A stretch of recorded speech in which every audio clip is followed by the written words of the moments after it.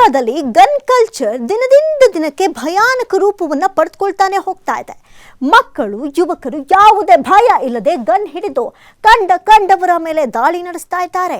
ಈಗ ಮತ್ತೆ ದೊಡ್ಡಣ್ಣನ ಅಂಗಳದಲ್ಲಿ ಗುಂಡಿನ ಸದ್ದು ಮೊಳಗಿದೆ. ಪರಿಣಾಮ 25 ಜನ ಭೀಕರವಾಗಿ ಸಾವನ್ನಪ್ಪಿದ್ದಾರೆ.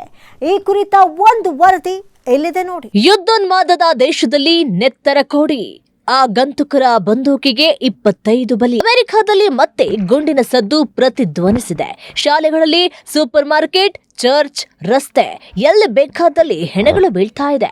ಈ ಹೆಣಗಳನ್ನ ಬೆಳೆಸ್ತಾ ಇರೋ ಯಾರು ಕುಖ್ಯಾತ ಹಂತಕನಲ್ಲ, ಬದಲಾಗಿ ಯಾವುದೋ ಶಾಲೆಯ ವಿದ್ಯಾರ್ಥಿಗಳು ಇಲ್ಲ ಯುವ ಜನತೆ. ಅಮೆರಿಕದ 2 ಪ್ರದೇಶದಲ್ಲಿ ಮತ್ತೆ ಗುಂಡಿನ ದಾಳಿ ನಡೆದಿದೆ.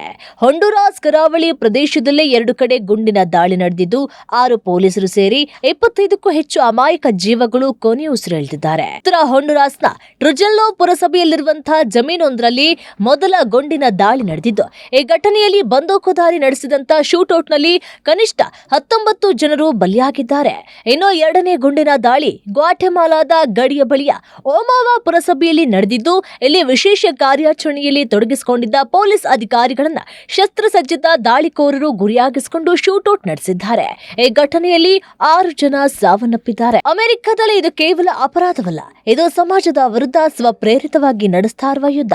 ಶಾಲೆಗಳು, ಹೋಟೆಲ್, ಶಾಪಿಂಗ್ ಮಾಲ್ಗಳು, ಸಾರ್ವಜನಿಕ ಪಾರ್ಕ್ಗಳು ಮತ್ತು ಜನನಿಬಿಡ ರಸ್ತೆಗಳನ್ನು ಟಾರ್ಗೆಟ್ ಮಾಡಿ ಗುಂಡಿನ ದಾಳಿಯನ್ನು ನಡೆಸ್ತಾ ಇದ್ದಾರೆ. ಈ ದಾಳಿಗಳು ಅಮೆರಿಕದ ಪ್ರಜೆಗಳಿಗೆ ತಮ್ಮ ಸ್ವಂತ ದೇಶದಲ್ಲಿಯೇ ಸುರಕ್ಷತೆ ಇಲ್ಲದಂತೆ ಮಾಡಿದೆ. ಅಸಲಿಗೆ ಇದು ಅಮೆರಿಕವನ್ನ ಕಾಡ್ತಾ ಇರುವ ಅತ್ಯಂತ ಭೀಕರವಾದ ಪಿಡುಗು.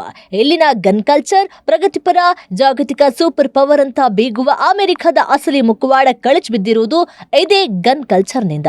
ಇಲ್ಲಿ ಅಂಗಡಿಯಲ್ಲಿ ತರಕಾರಿ ಕೊಂಡುಕೊಳ್ಳುವಂತೆ ಯಾರು ಬೇಕಾದರೂ ಬಂದೂಕುಗಳನ್ನ ಖರೀದಿ ಮಾಡಬಹುದಾದಂತ ಸಂಸ್ಕೃತಿ ಜಾರಿಯಲ್ಲಿದೆ. ಇದರ ಪರಿಣಾಮ ಇಲ್ಲಿ ಕಂಡಲ್ಲಿ ನೆತ್ತರು ಹರಿತಾನೆ ಇರುತ್ತೆ. ಸಮೀಕ್ಷೆ ಪ್ರಕಾರ ಪ್ರತಿ ವರ್ಷ ಅಮೆರಿಕದಲ್ಲಿ ಗನ್ ಹಿಂಸಾಚಾರದಿಂದಾಗಿ 45,000ಕ್ಕೂ ಹೆಚ್ಚು ಜನ ಸಾವನ್ನಪ್ತಾ ಇದ್ದಾರೆ. ಇದರಲ್ಲಿ ಸುಮಾರು 54% ಆತ್ಮಹತ್ಯೆಗಳಾಗಿದ್ರೆ, ಇನ್ನೂ 43% ಭಯಂಕರ ರೂಪದ ಕೊಲೆಗಳಾಗಿದೆ.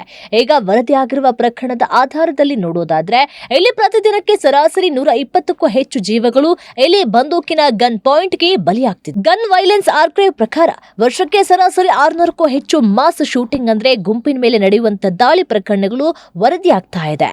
ಅದರಲ್ಲಿ ಶಾಲಾ ಶೂಟೌಟ್ಗಳ ಸಂಖ್ಯೆಯು ವರ್ಷದಿಂದ ವರ್ಷಕ್ಕೆ ಏರಿಕೆ ಆಗ್ತಾ ಇದ್ದು, ಅಮೆರಿಕದಲ್ಲಿ 1 ರಿಂದ 19 ವರ್ಷದೊಳಗಿನ ಮಕ್ಕಳ ಸಾವಿಗೆ ಗನ್ ವೈಲೆನ್ಸ್ ಪ್ರಮುಖ ಕಾರಣವಾಗಿದೆ. ಗನ್ ತಯಾರಿಕಾ ಸಂಸ್ಥೆಗಳ $1 ಬಿಲಿಯನ್ ಲಾಭಿಯಿಂದಾಗಿ ಅಲ್ಲಿ ಕಠಿಣ ಕಾನೂನು ತರಲು ಸಾಧ್ಯವಾಗ್ತಾ ಇಲ್ಲ ಎಂಬುದು ಕಹಿ ಸತ್ಯವಾಗಿದೆ.